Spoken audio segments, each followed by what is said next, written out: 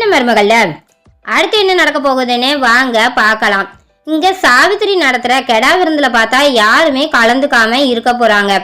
இதனால சாவித்திரி பார்த்தா முகத்துல நல்லா கரிய பூசிக்கிற மாதிரி சாவித்திரி கெடா விருந்து நடக்கிற இடத்துல தடபுடலா சாப்பாடெல்லாம் ரெடி ஆகிக்கிட்டு இருக்கு. அப்போ சமயக்காரங்க கிட்ட சாவித்திரி பார்த்தா என்ன சாப்பாடெல்லாம் சரியான நேரத்துக்கு ரெடி ஆயிடும்ல, சரியா நான் சொன்ன நேரத்துக்குலாம் சாப்பாடு ரெடி ஆயிடணும், எல்லா ஆட்களுமே வந்துகிட்டு இருக்கிறாங்க புரியுதா அப்படின்னு சொல்லிட்டு சாவித்திரி சொன்னதும் எல்லாமே சொன்ன நேரத்துக்கு சரியா ரெடி ஆயிடுமா அப்படின்னு சொல்லிட்டு இங்க சமையல்காரர் பார்த்தா சொல்லிக்கிட்டு இருக்கிறாரு. அந்த சாப்பாட்டுல பார்த்தா பள்ளி விழுந்துருது. இதை சமையல்காரர் பார்க்காம அவர் பாட்டுக்கு சமைக்கவும் ஆரம்பிச்சிடுறாரு.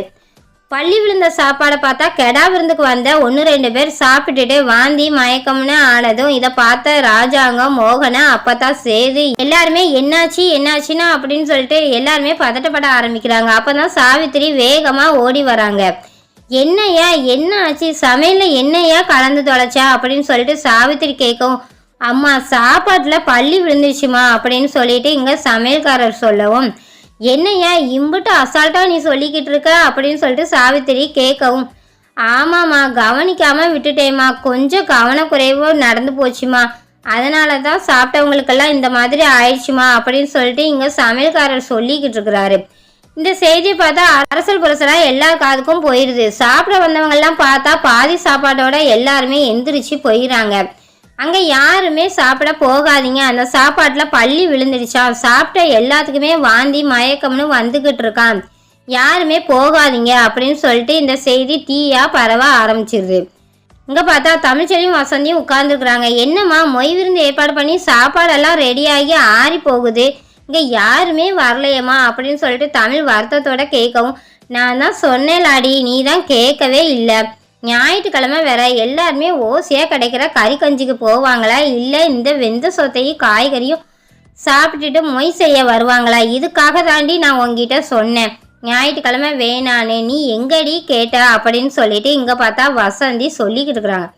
அப்போ தான் தமிழ்ச்செல்வி, இங்கே பாருமா எனக்கு நம்பிக்கை இருக்கு, நீ என்ன சொன்னாலும் பரவாயில்ல, ஆட்கள்லாம் கண்டிப்பாக வருவாங்க, நீ வேணா பாரு அப்படின்னு சொல்லிட்டு தமிழ்ச்செல்வி சொல்லிக்கிட்டு இருக்கும்போது அங்கே பார்த்தா ஆட்கள் எல்லாமே வர ஆரம்பிக்கிறாங்க. அம்மா ஆட்கள் எல்லாம் வராங்க பாரு, இலையை எடுத்து போடு அப்படின்னு சொல்லிட்டு தமிழ் சொல்லவும் வேகமாக பார்த்தா வசந்தி இலையை எடுத்து போட்டுக்கிட்டு இருக்கிறாங்க.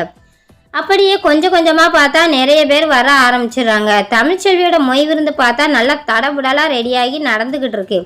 அம்மா பாருமா, ஆக்கி வச்ச சாப்பாட்டில் 3/4 காலி ஆயிடுச்சு, நம்ம எதிர்பார்த்ததில் ஒரு 3/4 பணமும் கிடச்சிருச்சுமா, நீ என்னமோ சொல்லிக்கிட்டு இருந்த, ஆமாண்டி கறி கஞ்சிக்கு போகாம எப்படிடி இங்க வந்தாங்க அப்படின்னு சொல்லிட்டு வசந்தி கேட்கையில அப்பதான் பார்த்தா அங்கிருந்து அரசல் புரசலா பேசிக்கிறாங்க.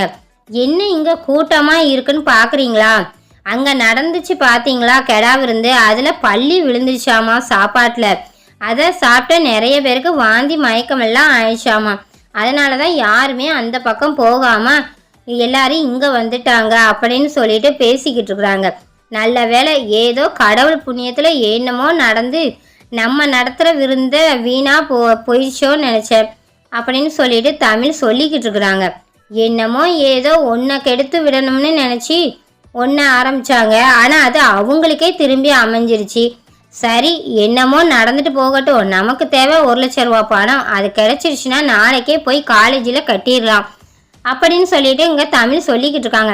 சரிடி இப்போ எம்புடி பணம் வந்திருக்கு அப்படின்னு சொல்லிட்டு வசந்தி கேட்கும், அம்மா இதுவரை 60,000 ரூபா கிடச்சிருச்சுமா அப்படின்னு சொல்லவும், இன்னும் 40,000 இருக்குதாடி, 40,000 வருமாடி அப்படின்னு சொல்லிட்டு இங்கே வசந்தி கேட்கவும், அம்மா இன்னும் கொஞ்சம் சாப்பாடு இருக்கலாமா, அதில் எப்படி 40,000 நம்மளுக்கு கிடச்சிருமா அப்படின்னு சொல்லிட்டு இங்கே பார்த்தா தமிழ்ச்செல்வி சொல்லிக்கிட்டு இருக்கிறாங்க.